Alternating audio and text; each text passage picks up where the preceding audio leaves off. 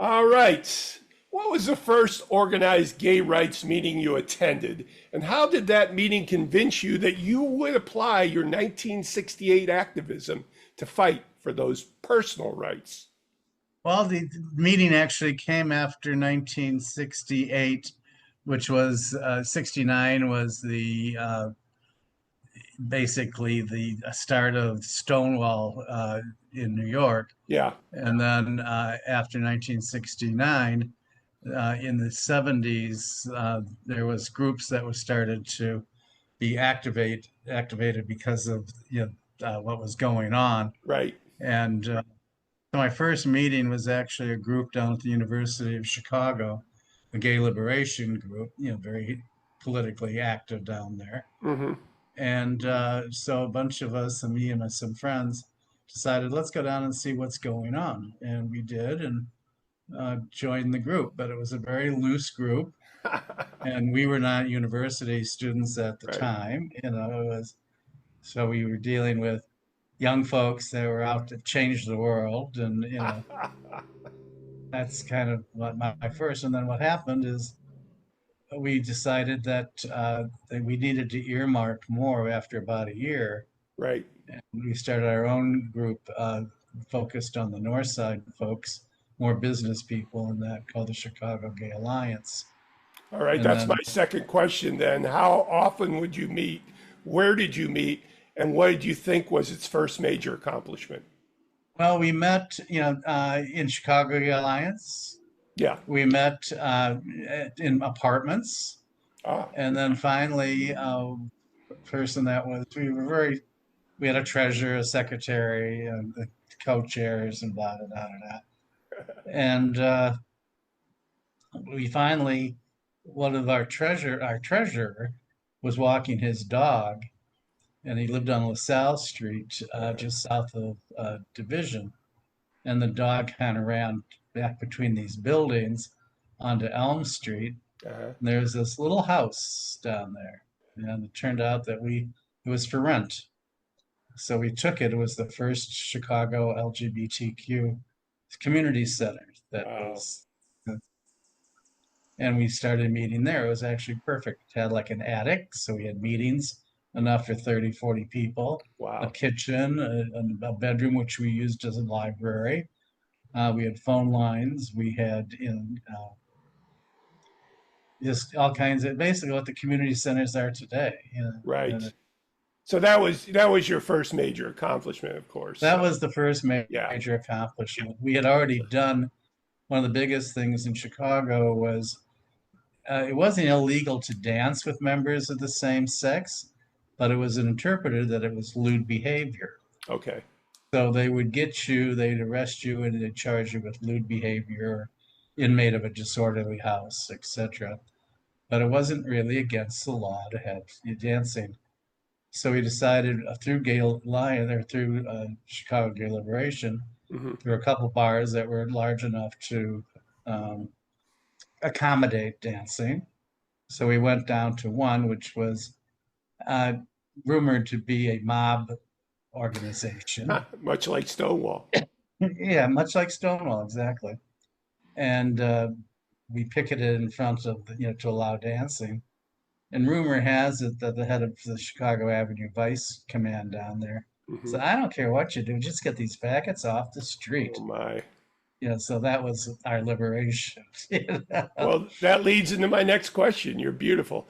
One of the circumstances of living in that era was police harassment of gay people. When did that start to slow down or stop even? Or do you feel it's still an issue? I think it's not the issue. I'm more worried about not the police because there has been some work being done. There's LGBTQ police officers, Yes, yes. and so they seem to, and they know how to, like the parade. You'll see friendly, smiling faces, but I'm sure there are police that will not, go down to the parade and work because Right. it's just not their bag. So they keep those folks away and they bring the friendly ones in. I'm sure the same thing would happen with any other minority group, Right. except for the women, and then they really, the heterosexual men would probably just love that. Yeah. So, I mean, did you find a time, when you're first going through the era, like from '68 to the mid '70s, that the police harassment was still there, or did it start to slow down because of your activism? I think it's slowed down. They realized that we weren't going to be quiet. Ah, Making noise to this day is a big thing. It happened last weekend here across the country with right. a bunch of people making noise, and not like the tank that was squeaking in Chichester. We were making real noise. Yes, excellent. So, what is an anecdote that you think best illustrates activism during the AIDS crisis, and how precarious was your mental health during that time? It was kind of looking for something to do. I was in the entertainment and hospitality industry working Right, at the Gold Coast downtown. And even though they weren't friends of mine, they were a lot of acquaintances that one day they'd be here and the next day you'd be, wondering where they were and you find out they had passed. right, And so it was kind of like where we go because there wasn't a lot of education. Washington didn't even mention the term HIV or AIDS or right, anything. right, So we had to kind of take it upon ourselves and the community to do something about it because we weren't getting any other assistance from anybody else. And prior to AIDS, women seemed to need their own space. So they had, like, in Chicago, there was the Moving Mountain Coffee House, which was female only, right. and they wanted their own space.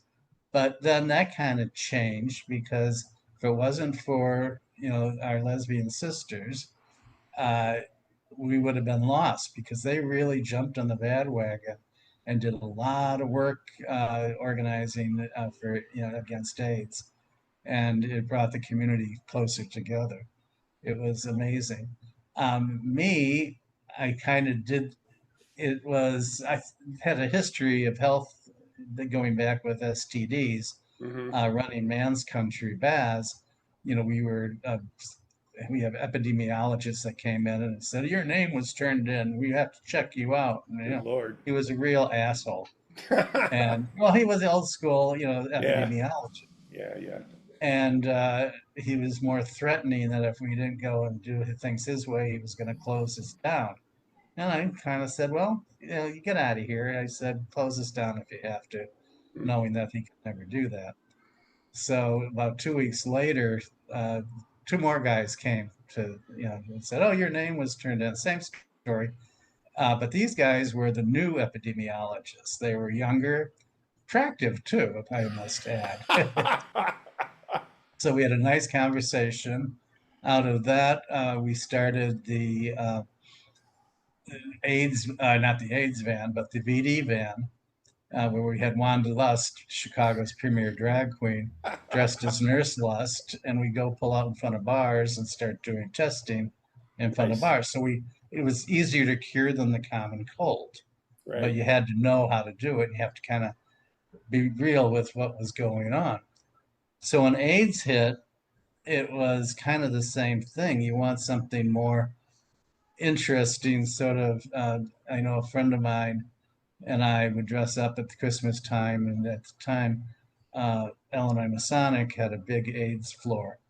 And so we collect different necessities that people in the hospital would need, from shaving and toothbrushes and all that kind of stuff, and go and visit them dressed as Santa Claus and his, his helper, buttons out. And we brought a little joy into, That's beautiful, man. and it was a way of bringing a little happiness to people and to try to get out. Now, And did you then, were talking, well, okay, I don't mean to interrupt you, but you were talking yeah, about a benefit that you did with some well, acrobats? it turned out that I don't know if you're familiar with. It at the time was the largest big top in the country. It was Hmm. Circus Vargas, Hmm. and out of California. Whereas Ringling was the largest circus, but they usually went into arenas, where this actually traveled under canvas or under big top.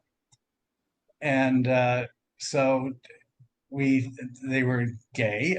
The man who owned it, Cliff Vargas, was actually, if you're familiar, there was a big bar raid out in Forest Park, a place called Louis Gage's, I didn't know. I where didn't. they took all kinds of people in, and the next day the Tribune printed every no, not anyone who was convicted, but anyone who was taken in, Uh, and ruined lives. People committed suicide, uh, and it ruined. It just was terrible. Well, Cliff Vargas then went on to become the owner of Circus Vargas. Eventually, he passed away from AIDS. So oh boy. they ended up giving us a AIDS benefit uh, once a year. They would come to town and they would help. We would help them by being a non for profit, and we kind of grease the wheels through the city agencies that give permits to circuses and other things, so we could get the tent put up. And it was like you know, I'll wash your back and you wash mine.